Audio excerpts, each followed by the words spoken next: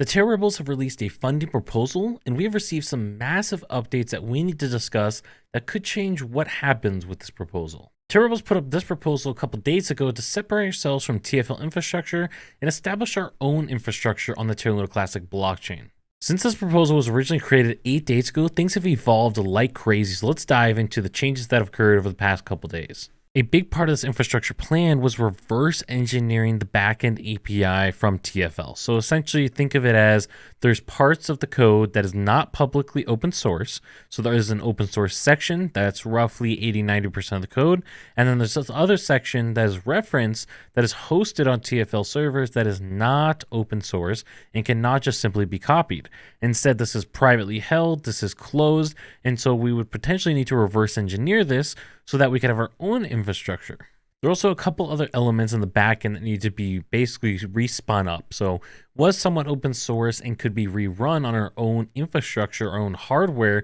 However, we would need to go through that process, as well as then once that happens, all the front-facing website for the Terra Station application would need to be redone. So all the stuff that you see displayed on Terra Station, or in this situation, Rebel Station is another great example. So all the data for this blockchain data for voting proposal, all the data under governance sections, all the data for validators, all the data on the home page, all of this information would no longer be referencing that TFL infrastructure, that TFL backend.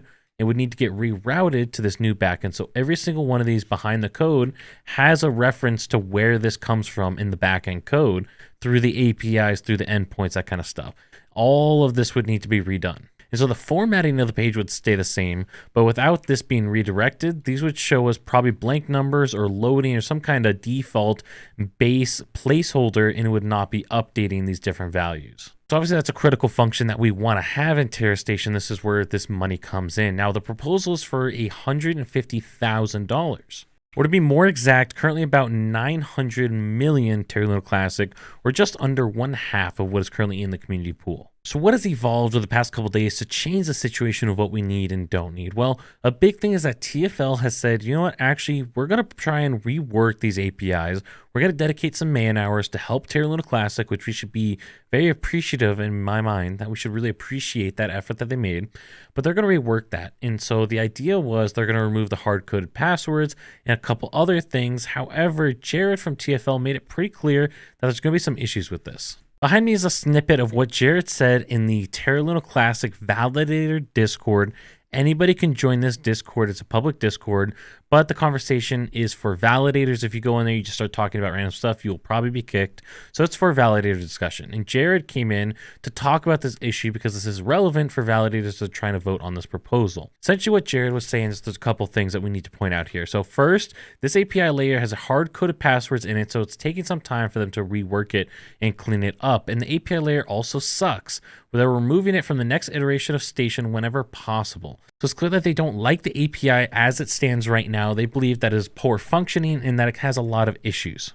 He then carries on and says the best solve here is to reroute any of the requests being served by the API to a new one. So reroute this to something else. Yogaba asks a clarification question as to an ETA. Jared says, hey, it's hard-coded. It's going to be a little bit difficult. It's going to take some time for us to get this done. He's working as fast as he can. And after they do actually prune the API, so prune out this hard-coded passwords, all that, there will be some time before it is usable by whoever is looking at it. This is important to highlight because it's not like he's saying we're going to prune it, hand it off to someone, they're going to be able to spin it up, run it the next day, no problem, things are going to be easy. He's saying there will be some time before it is usable by whoever's looking at it. So it's clear that Jared made a statement that there was going to be work that needed to be done, and then he carried on at the last sentence here and said, I really recommend not using it at all and just solving the issues in the API in a different manner. So he's made it very clear here twice that the best solution here is to reroute doing something else, then again to do something else, and then that if they reprune it or after they prune the API, it's still going to need quite a bit of work to actually be functional. And so this was as of just a couple days ago. You guys can see right behind me, December 9th. So a couple days ago at this point. And we've been waiting for Jared to provide us this API so then hopefully we could have clarity just how bad is the situation. Jared did release this API layer and make it public today. And currently teams are going over it to try and determine how much work is actually needed for us to get this up and operational. And it does seem like it might be operational in its current state. But as Jared said, it seems like there are quite a few problems and we probably are better off redoing this whole thing. Now, this is good and bad. It's good in the sense that we have more clarity here as to what's needed. It's bad in the sense that we still probably need to redo the entire thing. So it's not quite reverse engineering, but it still is, we need to redo it. And maybe we have a little bit of framework here, so it might be a tiny bit easier, but it's still going to have to be redone. And all the other list items on the Terra Rebels proposal has to be done. And I think a fair criticism of voting yes on the proposal currently is that this proposal was put out at a time where this was not available. This API, all this backend infrastructure was not available.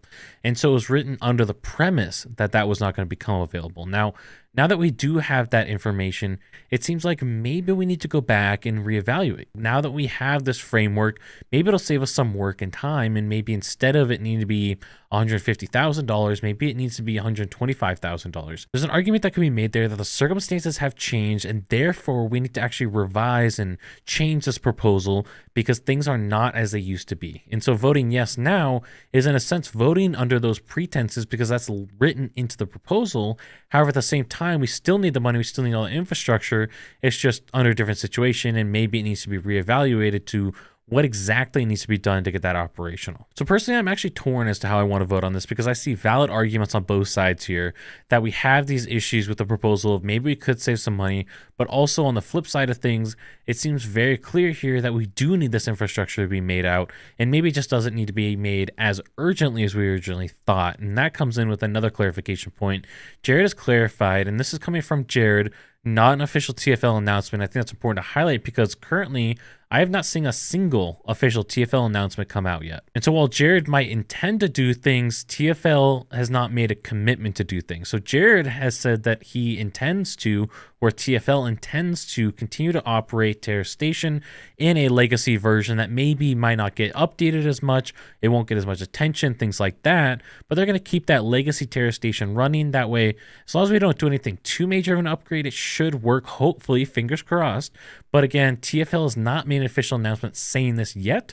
Hopefully they do something like that somewhat soon. And so really this might not be an immediate priority because the proposal currently is written and states that this will be worked on by Terra Rebels before they work on V23 and some other upgrades. And so this would essentially become priority 0 or the top priority thing for them to work on. When in reality right now it seems like, hey, maybe we could last a couple months if TFL comes out and makes an official announcement supporting this. Maybe we could last a couple months here and we don't need to do this right away. And so maybe some clarification there would be good. However, the reality is we have 2 days left on this proposal. People need to vote. And I think this is where it comes important for us to have a conversation here about why you need to go ahead and vote, regardless of whether you believe this should be yes or no. I respect people's different decisions and opinions, but I think people should go out and vote right now and make sure that those opinions and decisions are heard. You should make sure that your voice is heard. You have a unique opportunity here with this voting structure to say, no, I don't like this proposal in its current form. It needs to be revised, whatever it is. Or yes, I want this proposal because I understand the situation has changed, but we still need to go forward with things. But before you can vote, you have to stake your Terra Luna Classic. So be sure to check out this video right up here to learn how to stake your Terra Luna Classic so you could actually vote on proposals like this.